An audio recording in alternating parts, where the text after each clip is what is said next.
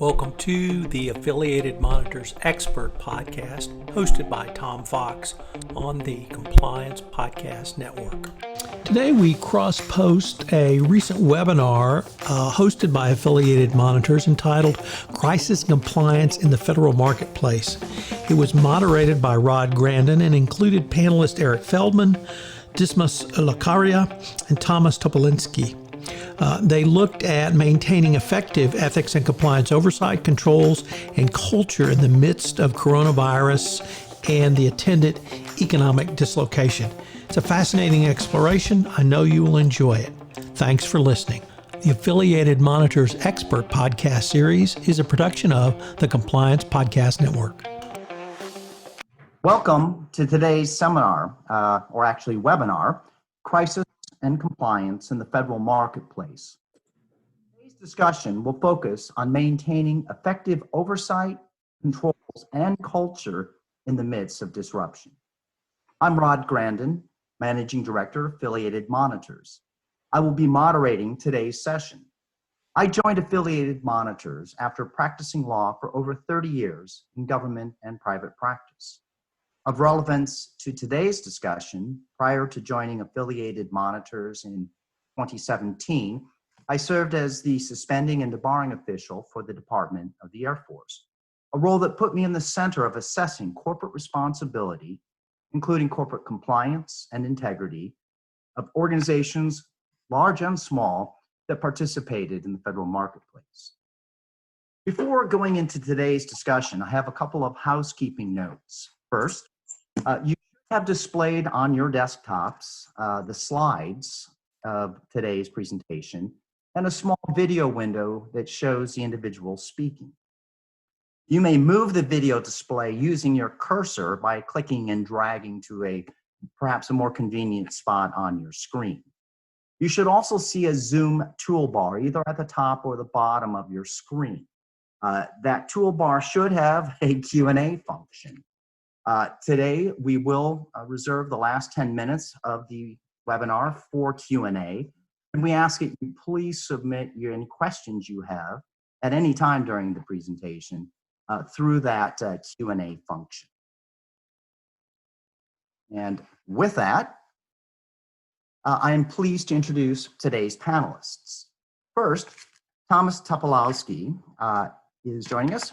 Tom is the Executive Vice President responsible for Parsons Connected Communities Market, which includes aviation, rail and transit, digital solutions, intelligent transportation system, and smart cities. Parsons is a digitally enabled solution provider in the infrastructure, defense and security markets with over 16,000 employees and top-line revenues exceeding $4 billion. Parsons delivers cyber-converged security, technology-based intellectual property, and other innovative services to federal, regional, and local government agencies, as well as to private industrial customers globally. Tom has 36 years experience in the engineering and construction industry, including 21 years of international experience.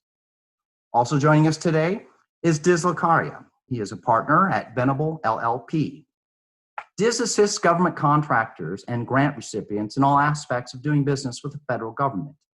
DIS has extensive knowledge of government contract and grant regulations, enabling him to assist organizations qualified to become federal contractors or grantees, as well as navigating the challenges associated with the federal marketplace. He represents clients in compliance in various federal procurement and grant requirements, including ethics and integrity, mandatory disclosures, False Claims Act, responsibility matters, including suspension and debarment, small businesses matters, and General Services Administration, or GSA, Federal Supply Schedule contracting. And lastly, my colleague, Eric Feldman, who is the Senior Vice President and Managing Director of Corporate Ethics and Compliance Programs with Affiliated Monitors.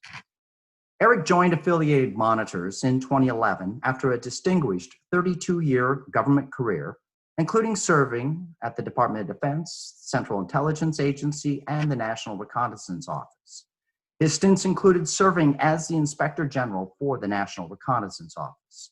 At the NRO, he presided over a highly successful procurement fraud program widely recognized by the Department of Justice as a model throughout the federal government. During his tenure as a federal inspector general, Eric worked with the Department of Justice in establishing programs to prevent and detect fraud in federal acquisition programs, including developing Federal Acquisition Regulations, Subpart 3.1000, and the clause at 52.20313, Contractor Code of Business Ethics and Conduct. We have a fairly aggressive agenda today, premised on the fact that the current COVID-19 pandemic has severely disrupted global business operations, including operations in the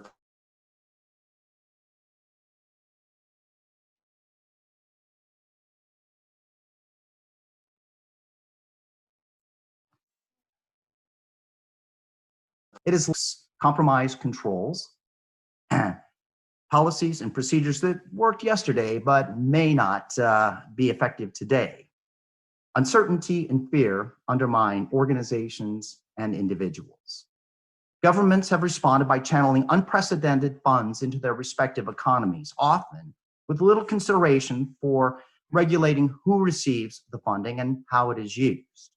Even worse, laying out rules and guidelines after the fact that create what I call fraud traps. Given the pre-existing, highly regulated structure of the federal marketplace, the risks facing disrupted businesses are even more challenging. It is not business as usual. And with that cheery picture as an introduction, I open the discussion up to our panelists. Tom, would you please give us an overview of your organization and what you have observed as being very different in the current environment? Well, thank you very much, Rod. And good morning to everyone. It's a pleasure to be with everybody today. And yeah, it's interesting from a personal level. I haven't been on an airplane now since the 13th of March, which is probably the longest period since I was in my 20s. You know, we're clearly in uncharted waters with this pandemic, and I think we know when we come out of it, life, you know, the new normal will be considerably different than it was just a couple of months before. I believe that Parsons, frankly, with 16,000 people around the world, we've handled it incredibly well. We've adapted using our technology very quickly to provide people with opportunities and support to work from home. We use video conferencing very extensively. In fact, our chief people officer has strongly encouraged everyone to not just be on the conference call or dial in by phone, but use video much like we're doing today so that you maintain that personal touch, that you can, you know, get an idea of, you know, how your people are doing. It's not the same as full body language or facial expressions, but it's good to have that connectivity. One of the other things that make me very proud to be part of Parsons is at the very top, our chairman and CEO, Chuck Harrington, has been doing a regular series of videos that are posted on our internal workplace site. It's sort of like a internal Facebook. And he continues to reinforce our core values, being integrity, safety, quality, diversity, innovation, and sustainability. So I think it really does set the tone when you have the chairman and CEO talking specifically about the core values and really heavily focused on our ethics program and integrity and how that is even more important in this new environment, the new unknown. And I think, you know, the other thing, in fact, just in terms of meetings, I'm on our ethics committee for the company, and we just had one of our regular meetings today by conference, and that went extremely well. So ideally, we love to meet in person, but the technology enables us to continue what we're doing very effectively. And I think the other thing that's important is that as a company, what we're really trying to do too is imagine what the future is going to be like and try to restore confidence for people to get back into public spaces, whether it's to get on an airplane with 150 to 200 of your closest friends, get on a subway, go to a stadium, an arena, a cinema, whatever it is. So we're working on screening kiosks that would take body temperature, respiration, determine if you might have a risk, then mobile labs, which we call DetectWise for testing. In short, we really are looking to, provide the solutions that, will really be the new normal, because I do think, much like 9/11 changed our view of screening at airports, this COVID-19 will change our view on how we enter public spaces. Thank you. In your practice, what have you seen that's, say, new or different? Well, first of all, again, thank you, Rod, for having me. I think there's been a lot of changes. I think one of the government programs we've seen kind of exemplifies that. That's the Payment Protection Program, or Paycheck Protection Program, which are the SBA loans that you hear a lot about in the news. That kind of exemplifies, I think, what's happening here. Because what we see there in terms of government is, the kind of the first bullet there, daily developments and changes. COVID-19, as Tom mentioned, is unprecedented. And what we're seeing now is really unprecedented in terms of how we as a nation and as a world community deal with it. It's not something you can plan. It's something that's almost changing daily. And with respect to PPP, we've seen the rollout of the program, and then guidance on the program, regulations on the program, more guidance, and almost every day there's new guidance on how that program is to be implemented. Well, it's really challenging for contractors and small businesses, which are trying to react to the environment as it is right then. But as the environment changes, they've made representations, they've made plans, they've made decisions that are being impacted by these changes. One real quick war story is I was speaking with a client just the other day, and they're a legitimate small business, perfectly eligible for these funds, but there's a lot of concern about the forgiveness of these funds. Well, this small business owner said, I'm willing to bring my people back, but what guarantees do I have this is going to be forgiven? I'm taking out a $2 million loan with the SBA. That's $2 million that if I have to pay back comes out of my pocket. Otherwise, I'm not going to bring these people back. But I don't have any assurances from the government that they are in fact going to forgive his loan. So there's this cloud of uncertainty, and which I find just exacerbating an already very tense and difficult environment. Eric, any other thoughts on this? Sure. First of all, good morning, everyone. Thanks for joining us. And as one of the co-hosts, I'd like to thank our panelists for taking the time out of their day to join us in this discussion. I'll take it from the oversight standpoint. Clearly, there's uncertainty. Clearly, I think there's risk, and we're going to get into some areas of risk. But it's kind of interesting that while it's not business as usual on how we conduct business, a lot of the business of oversight goes on. We found in doing our monitoring work that government agencies are perfectly fine with remote approaches that we're using technology to provide monitoring oversight. And the typical law enforcement and oversight agencies in the federal government and in state governments are actually running on all cylinders. They're doing the work differently, but they are moving ahead. There have been suspensions, there have been debarments. Government contractors and others, anyone who's a recipient of any of this or future money which is coming, need to be aware of the fact that oversight continues. And there seems to be a perception, and we've seen it in some articles recently, that everything is stopped. And it just has not. And I think that's the warning. And we'll get into a little bit about what we need to think about within companies going forward. Eric, as we note, it is not business as usual. So question, do the fundamental building blocks for an organizational, a successful or effective organizational ethics and compliance program, do they change in the current environment, or do they remain the same? What are businesses supposed to do in the current, given the current disruption? Well, I think that from my vantage point, more than ever, companies need to take a look at their ethics and compliance program and ask some fundamental questions about whether or not that program is sufficient.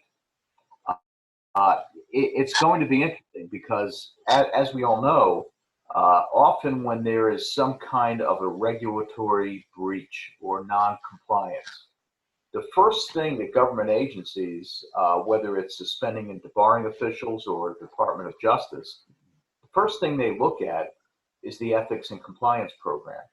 And we've seen companies violate very arcane aspects of a government regulation and end up having to defend the fact that their ethics and compliance program either isn't working or is non-existent, or at least not up to what best practices would dictate. So I think that we need to ask basic questions in accordance with the DOJ guidance about whether your program is well designed. Is it consistently being applied in good faith? And when you look at the fact that we're all operating in a remote way, has your program adapted to operating remotely? How is the compliance organization and function within the organization adapting to remote oversight? And are new risks being considered as we're going forward?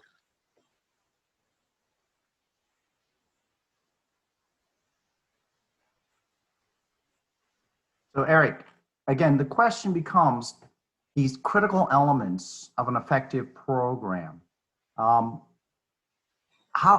Just your thoughts. Put yourself in the position of a government contractor, a manufacturer, but your workforce is coming in, perhaps. Your business staff is not coming in. So when you look at these critical elements of an effective program, for instance, due diligence in hiring or disciplinary action, things that generally required face-to-face contact or direct contact, are these things still possible in the remote environment? Absolutely, Rod.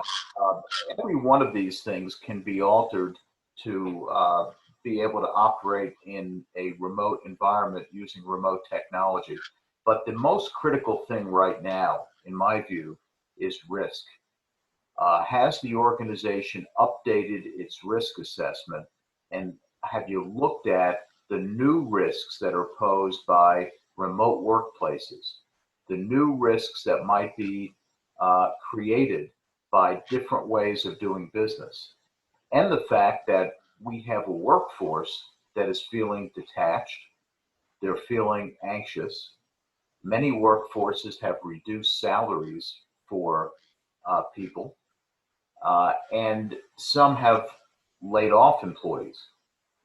And so when you're dealing with this kind of anxiety and change and disruption, that creates risk. And the number one question is whether or not we have looked at our ethics and compliance program in terms of managing and controlling that risk. All right, Diz, turning over to you. Again, I know you work closely with clients, and a lot of your activity is more on on the receiving end of federal enforcement actions. But what are you seeing in terms of some of the specific risks facing those in the federal marketplace? Well, I mean, I think there's a lot. I think the number one is uncertainty. As Eric mentioned, the government is business as usual right now. But what I'm hearing from a lot of my clients is it's business as usual now, right? The government has issued guidance that says, we're going to pay people regardless of whether they're actually working or not. At least on the grant side, that's one of the positions they've said. They want to keep money flowing into the economy. But at some point, you wonder, where is that line drawn in terms of enabling contractors to have the flexibility that they've given them at the outset? And I think there will come a point where the government says, we want your people back at work. We want them back in their work locations. No more working from home. And then how's your workforce gonna respond? We had a client reach out the other day that one agency was taking an aggressive posture that they wanted to rewrite our clients' employment policies that mandated that they show up to the government facility because that contractor was a critical contractor. But that to me is something I'd never seen before or heard before, where they're actually getting into the business itself and how they manage themselves. So I think there's a lot of risk and a lot of uncertainty with respect to how the work is going to get done, especially if this is a protracted period, right? A lot of states are reopening, but there's a lot of talk about a second wave. And if that happens, I think there's a lot of concern about how the government might respond in that context. So, Tom, given these evolving risks, the question becomes, you're in a business line at Parsons. You have responsibility for employees, profit loss, everything that goes with business operations. So what do you consider to be the priorities in responding and in terms of addressing these risks? And I'd also ask that, from a cybersecurity standpoint, if you have a lot of employees working remotely, you've got a lot of information, presumably, that's being kicked back and forth between what may or may not be secure networks. Thoughts? Well, first and foremost, our concern is with our employees. We want to make sure that we keep our employees safe, that we keep them healthy, and that we don't put them in any kind of compromised situation where they could contract any pathogen, including coronavirus. So we're constantly looking at ways. There's constant communication right from the top of the organization about the different regulations, different opening policies from state to state and from client to client. I mentioned before some of the technology that we're applying, the screening kiosks, the mobile testing labs. So for example, at construction sites, we're talking to our clients about having that screening capability and testing capability on site so that when construction crews are going to work, they have that level of comfort.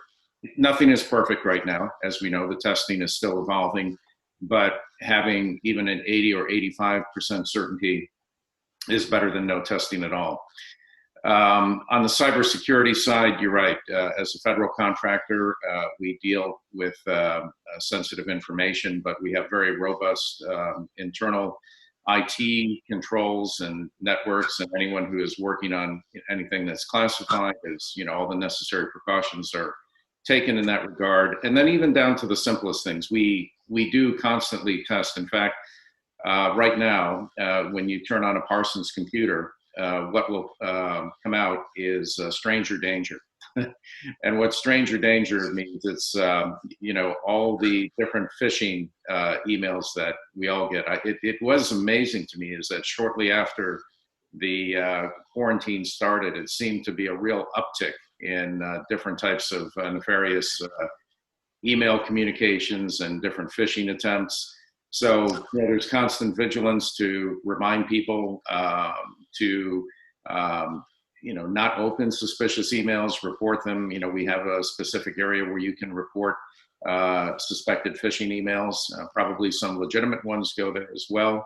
But I think in general, you don't get away from your core values. You don't get away at all from your policies and procedures, your ways of doing things. In fact, you use the technology perhaps to monitor in more of a robust way. But like I say, it's a new environment and will be forever changed. So, Eric, given these a host of new risks, new challenges, what advice do you give to organizations for prioritizing how they approach and try to rack and stack what they do and when they do it?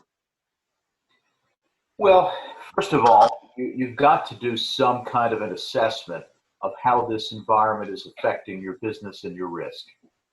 It's going to affect different businesses in different ways. As Tom just mentioned, one of those risks is cybersecurity, and that certainly is going to impact every organization, unless you're living under a rock and don't have computer networks that are connected. It's going to affect everyone. There are other things that are going to be different for different kinds of companies. I want to point out, if you look at this slide, we talk about SDOs being ever vigilant. There's a new piece of this, which I'm sure we all expected, is with a $2 trillion infusion of money through various programs, as Diz mentioned, that the criteria is often a bit unclear.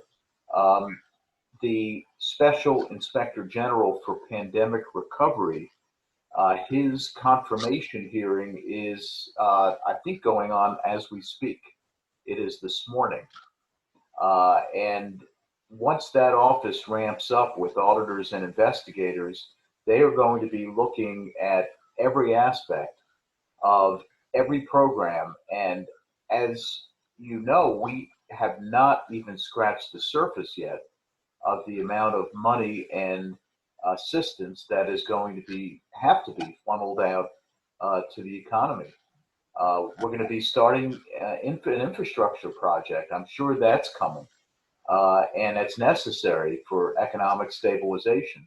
But with that money coming out, there's going to be an incredible amount of oversight of compliance with the conditions of receiving those funds.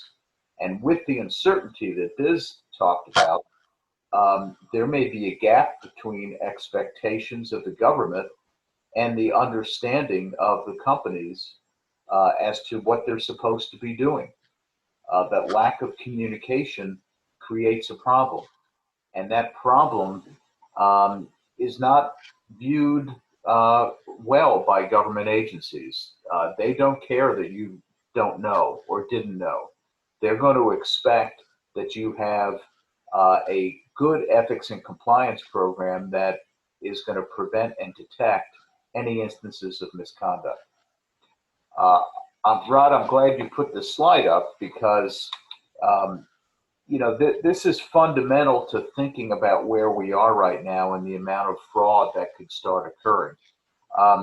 The ACFE did a study a couple of weeks ago that just came out of fraud practitioners. They did a survey online.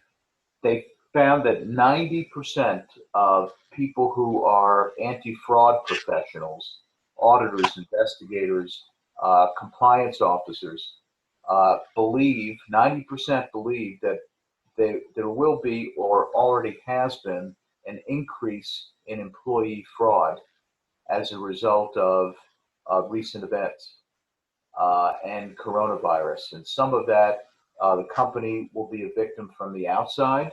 Some of that, the company might be a victim from the inside and from employees themselves. So looking at fraud, what it takes to commit fraud, let's look at coronavirus within this framework. Opportunity is when an employee or a contractor of a company takes a look at the disruption that's in place. People are not at work, people are working from home, and they conclude this is the time, because of fewer controls, to take advantage of perhaps what's going on. Maybe there's poor tone at the top, unlike at Tom's company where they seem to be extremely engaged.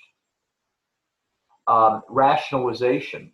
A lot of employees are feeling, hey, my salary's been cut. I don't know if my job is going to be here tomorrow. I need to perhaps take advantage of some opportunity that I see here amidst the disruption. And then, of course, pressure. People are feeling pressure. economic pressure is incredible. We don't know what's going to be happening, and some employees react in a very negative and nefarious way to that kind of pressure. So I think that we're going to have to, as companies, start thinking about how do we identify this stuff, how do we remediate and address it, how do we prevent it, and then eventually how do we report it if it does occur.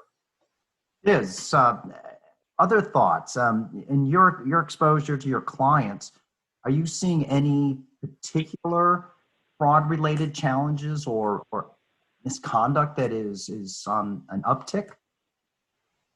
Well, I think Eric points out a lot of things because you do have, particularly with the CARES Act, $2 trillion being infused and being infused in a hurry, right, in a rush because of the nature of the pandemic. And what we see, this is unprecedented because it's on a national level, but I do a lot of work, disaster response type work for hurricanes or tornadoes or natural disasters, but those typically impact a region of the country, not the entire country.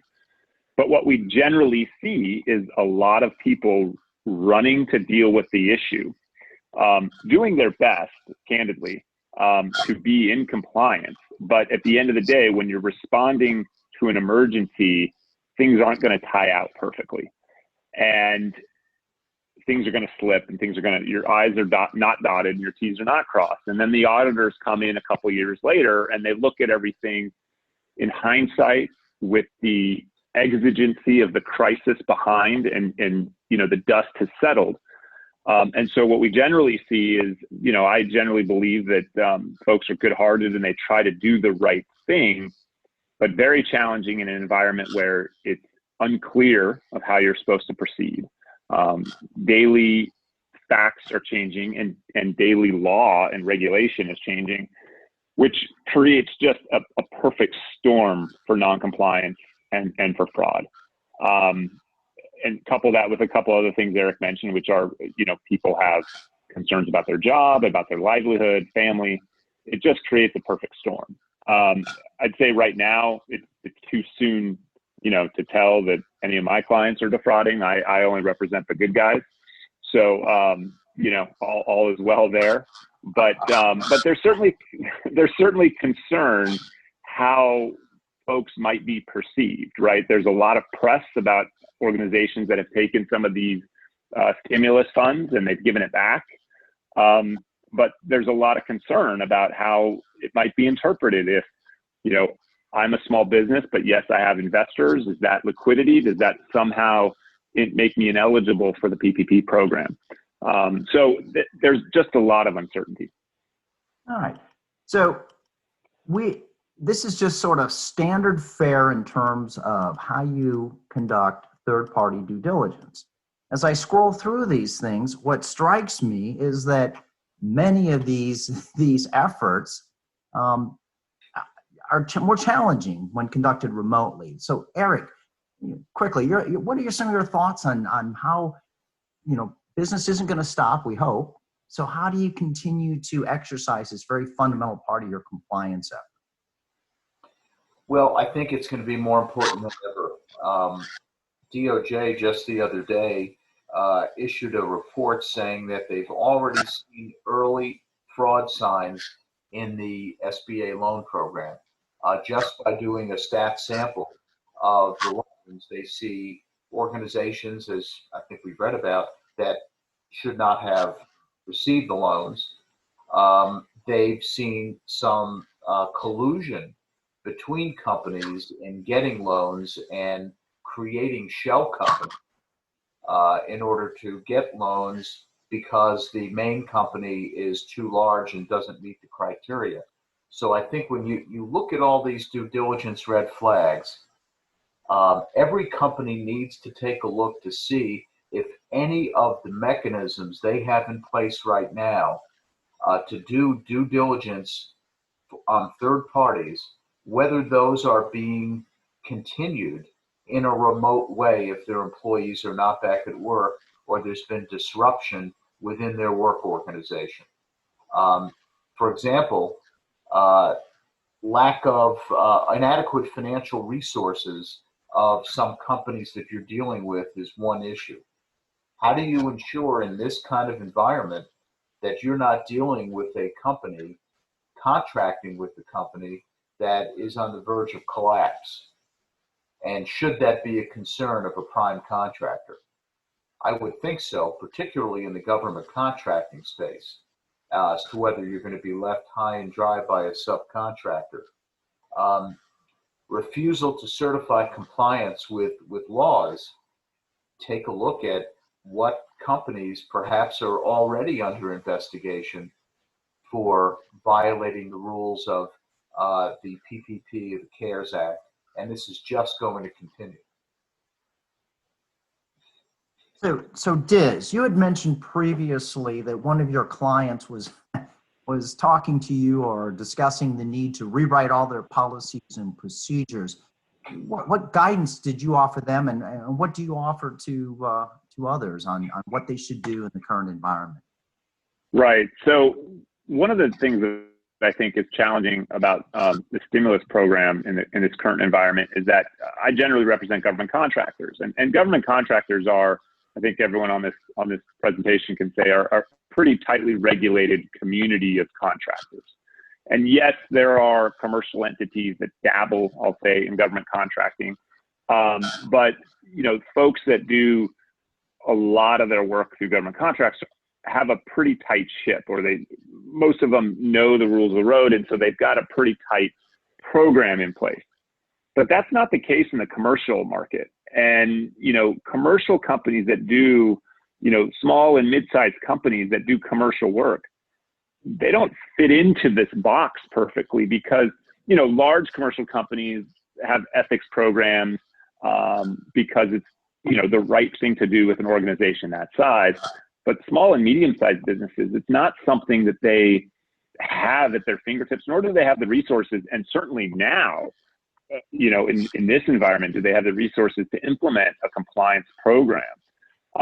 So we've been trying to work with those companies to say, look, here's what we need to do to make sure that you at least have a credible program in place. So if somebody comes knocking and finds some problems, the suspension debarment aspect that might come after that will say, well, the company took reasonable steps given its situation to put in place certain prophylactic measures, whether that be somebody who's in charge of compliance, whether that be tightening up policies and procedures. But what we're finding is that there's just a lot of companies being thrown into a quasi-government contractor environment when they have no experience being that tightly regulated. Yes, and what I've heard is that a lot of companies are issuing a lot of interim guidance meant to be focused on those working remotely, trying to cover some of the areas where the controls have collapsed. And sort of my takeaway, just offering the sort of moderator's perspective on this, is that, this can quickly spin out of control if they're not focused. And the challenge is to stay focused on your risks and to make sure that you prioritize what you're trying to do instead of scattershotting across your organization and just completely, trying to plug in and play policies and procedures that may not be appropriate for the circumstances.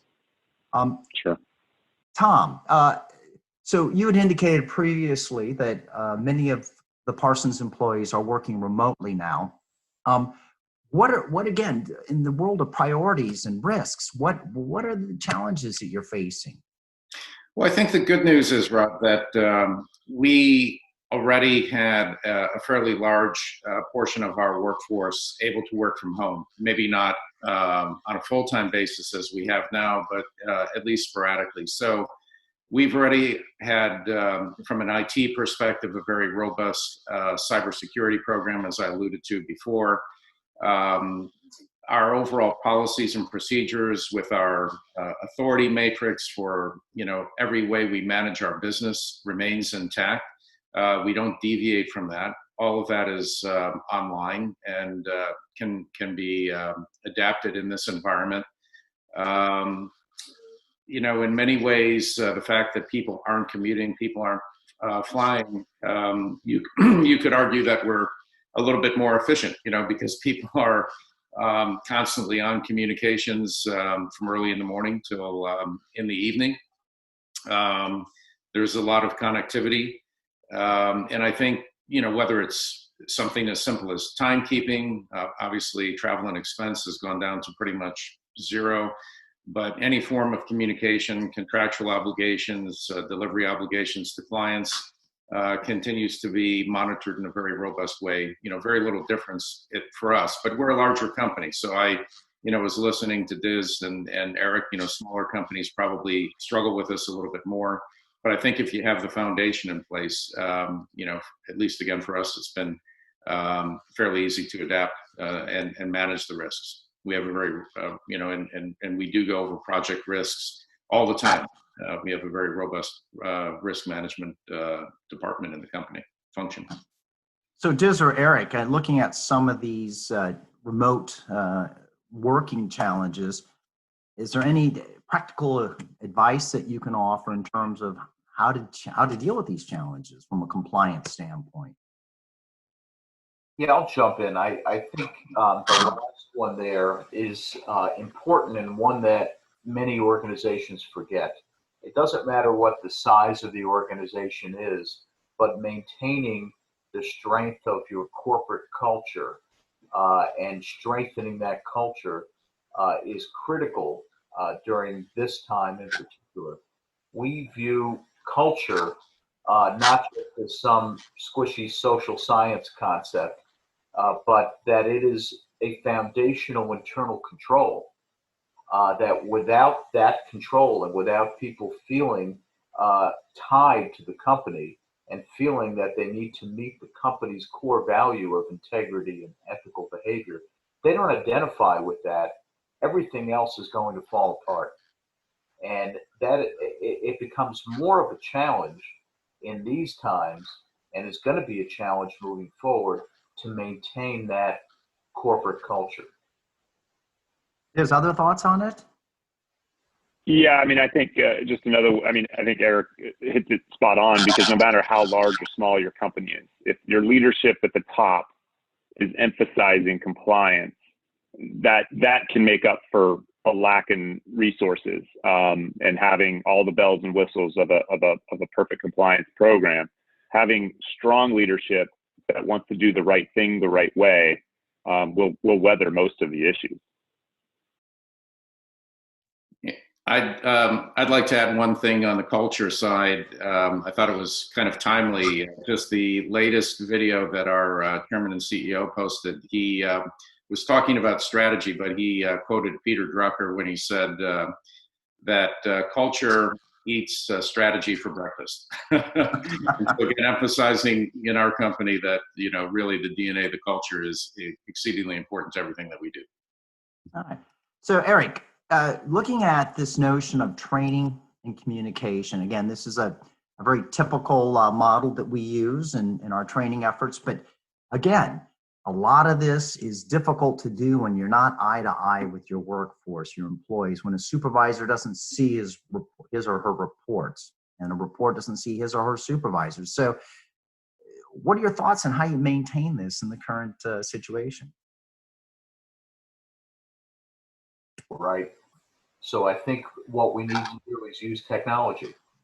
We have a company that we're monitoring right now that is having frequent all hands meetings, a very large international company, and they're using technology and having cascading meetings with senior leadership, mid-level managers, and rank and file employees on a regular basis that are interactive, where they have a Q&A and people's fears, anxieties, and concerns can be put on the table, and they can hear directly from the senior leaders of the company what they're thinking, what they're planning.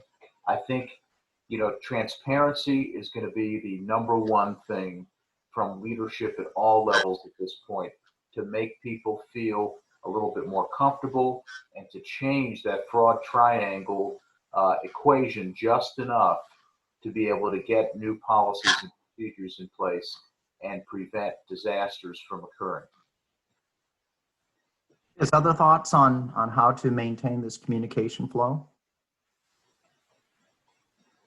Yeah, I mean, I think Eric's right. I mean, technology allows us a lot more than what we had in the past. And another aspect is, you know, some employees are being underutilized right now. So now's the time to potentially take advantage of this downtime that you may have, and get your people trained up on various compliance things. I have another client that they are essentially on hold. Now they are the recipients of a PPP loan, so they can continue to pay their workforce while there's not any work to be done. And they are running all their employees through ethics, compliance, and various other trainings that are, you know, unique to their business. But what they're trying to do is they're trying to take advantage of the time created by this pandemic. And all this can be done online and video chats and lots of opportunities to do things remotely in this space. And so I think, and that goes a long way, I think, with suspension debarment, Department of Justice, when issues do arise, that you haven't just sat idle and waited for them to come, but you're trying to be proactive. You're showing an effort to be proactive. It really demonstrates, that's how you help demonstrate the culture of a company, is to not just sit on your hands while the world is, you know, kind of collapsing around us, but rather to be proactive and be innovative, to do new things, to keep your workforce engaged and keep them, you know, trained and aware of the issues at hand. Excellent points. Tom, any other thoughts on this?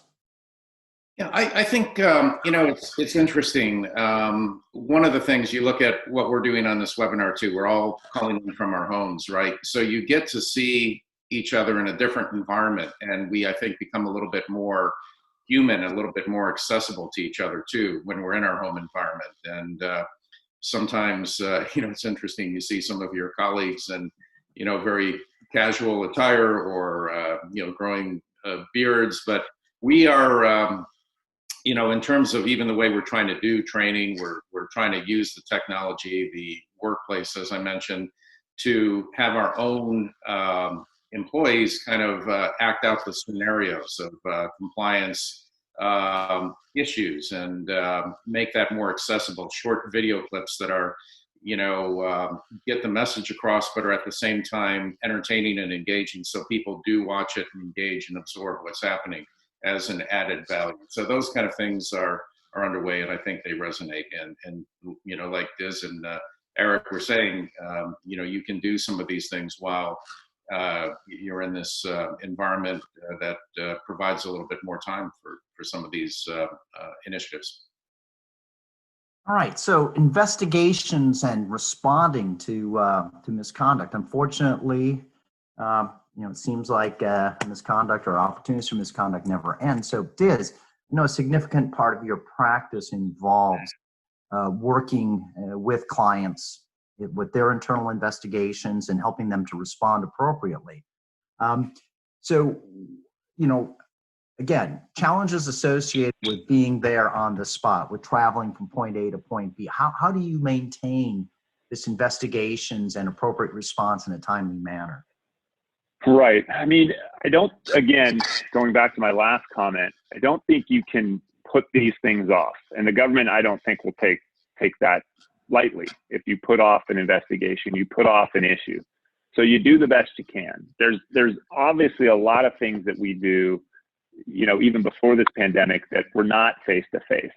Pulling emails, you know, pulling policy documents, analyzing those things can still happen. Preserving documents is still something that can happen, right? So all the kind of research and analysis that goes into an investigation, it should be relatively unaffected. Now, you know, some offices are closed, and so going to look at hard copy documents can be challenging, but that doesn't mean that you shouldn't be looking at the electronic versions right now. Interviewing people is absolutely the most challenging aspect. And, you know, but like we've talked about, you know, these types of video conferences, they're not a perfect substitute, no question, but it's the best we can do right now. And I think And speaking with my government enforcement colleagues, they all are very understanding of it. In fact, next week I'm hosting an interview of one of my client's employees with an assistant U.S. attorney over a video conference platform. They recognize that they can't interview witnesses like they would normally prefer, but they're doing the best they can. And I've also spoken with suspension debarment officials who recognize that typical meetings that we have where they have an opportunity to look at executives in the eye to get a sense of their culture of compliance and their programs, those aren't happening. But video and telephone conferences are the best substitute. So I think we just have to kind of, roll with it and use the technology and the different platforms that are available to the best of our ability. And I think you can still get virtually the same kind of outcome. Not perfect, but I think it's, what we have to use today. Yeah. And putting on my former suspending and debarring official cap, unlike most situations in the past where it was a company that had its own set of problems and circumstances, in the current situation, we're kind of all in this together. We're all encountering the same impediments, the same speed bumps to getting our work done. And, reasonableness needs to really guide. I'm going to foot stomp what Diz has pointed out. Reasonableness needs to guide your response. What you can do, what you can't do. And, while you're doing that, also think about creating a contemporaneous record. So it's not just a long narrative with the SDO at some point in the future. Just a reminder, if you have questions, please toggle about your screen, see if you can find the Q&A function, and we're happy to address those. So moving ahead, assessing the effectiveness. Obviously, you can't stop. You can't just say, okay, we're good enough. At least we were good enough before March 1st. So what do you do, Eric? What do you do right now to make sure that everything you have in place is continuing to do what you expect it to do? Well, this is a continuation of the same thing that Diz was just talking about. It just doesn't stop. And you have to continue what DOJ expects, which is periodic monitoring and assessment of the effectiveness of your program. Those assessment metrics may be a little bit different. Maintaining culture is going to be a little bit different. I think what they're going to want to see is a compliance organization, an ethics and compliance organization that has remained active, that is looking at hotline trends and seeing if risks are developing that are different from the normal risks, and are helping to ensure that there continues to be an enforcement culture within the organization and not a anything goes kind of thing within this disruptive environment. And I'll foot stop exactly what Rod just said. Document everything that you do, and the compliance organization ought to be documenting each one of those steps. I think it's a perfect time for organizations to take a step back, look at their ethics and compliance function, get an assessment done of that function to determine whether it has been operating effectively and efficiently, whether it's achieving its objectives, and whether it is well suited to be addressing these new risks that are developing. So, Eric, another sort of a staple of our training efforts when we go to organizations is we talk about this notion of ethical decision-making model. And again, I'm putting this thing up on the screen, but is this an effective framework in this current situation? Is this something that can continue to guide both individuals and organizations? Yeah, this is one of many different ethical frameworks that organizations might have. And really, it's just a way of thinking about making decisions. And organizations need to, in spite of the urgency of financial issues and challenges that are facing us, as well as some of the employee issues, we have to keep looking at everything within the context of the core values of that company and that organization. and ensure that they maintain focus on integrity and ethics in every decision that's being made. And that's all this really illustrates, is having a way of thinking about how we're moving forward. And so it is, assuming the decision making is occurring and it's well informed. Well, what are your thoughts? What should your clients be doing as they sort of work through some of these gray areas where the right and wrong is not all that clear?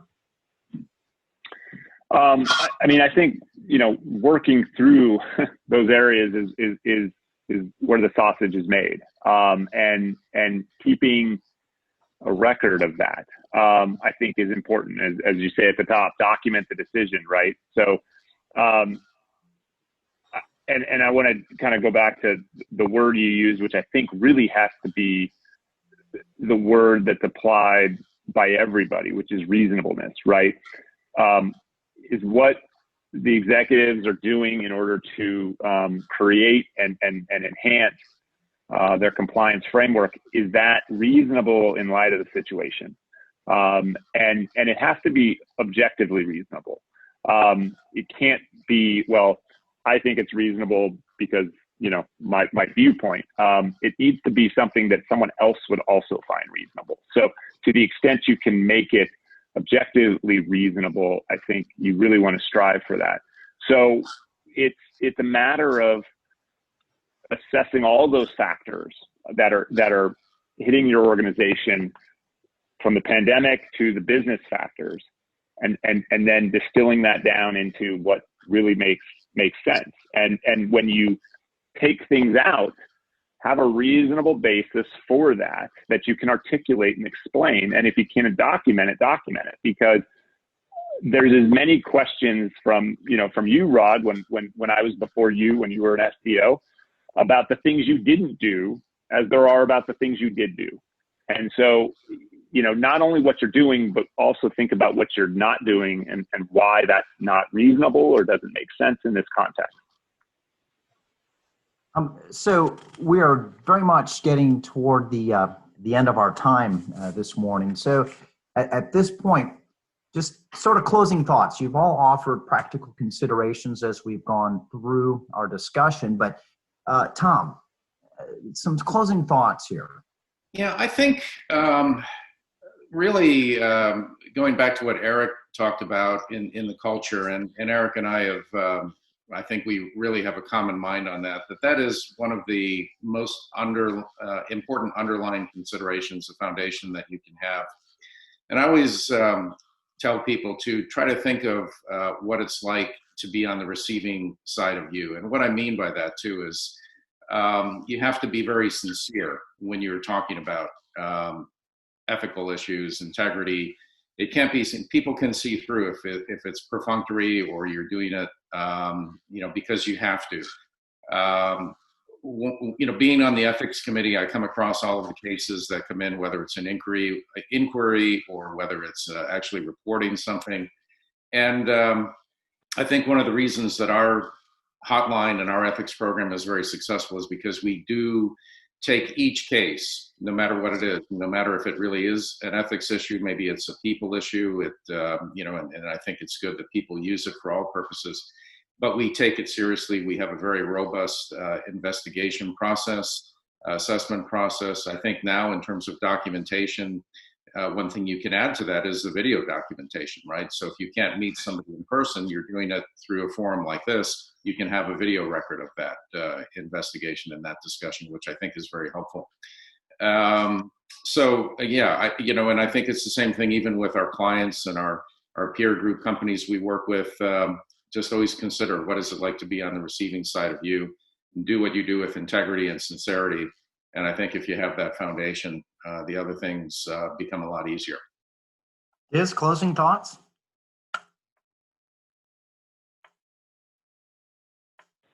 Sorry. I think, Tom really hits it on the head, and I think we've pounded it into folks, but I think you need to make sure that you're assessing a full spectrum of issues. It's oftentimes I see clients are too myopic in terms of of what they want to address, and they leave other things unaddressed. And sophisticated government counsel and government investigators, they're going to ask those questions. So always make sure you're thinking about the full spectrum of how everything plays together, and not being too narrowly focused on maybe the issue at hand, because the government will look more broadly, and they have a right to, especially when it comes to responsibility matters. So I would just say, keep the full picture in mind. And Eric, closing thought? Well, many of you have probably heard this quote from Warren Buffett. Only when the tide goes out do you see who's swimming naked. And I like to look at it from that standpoint right now. I think that underlying challenges and issues in companies are being amplified and even exaggerated right now due to the pressure that this pandemic is putting on virtually every organization. And I foresee that companies are going to be facing great challenges. I think they need to do a lot of self-assessment and focus attention on compliance and ethics to get them through this. All right. Well, the good thing is we've really worked through the questions that were presented during the discussion. So we are at our close here. I want to thank the panelists for joining me this morning. Tom, Diz, Eric, thank you very much for your participation. I want to thank the participants for joining us this morning. We will be emailing the slides out, so look for that. And if you obviously have any questions at any point, our contact information will be included as part of the slide set, so feel free to reach out. And with that, I wish you all a great day. Stay safe, stay well. This is Tom Fox again. I hope you enjoyed this episode of AMI, the Expert podcast series. I hope you'll join us again next week, where we explore another topic with a managing director of affiliated monitors.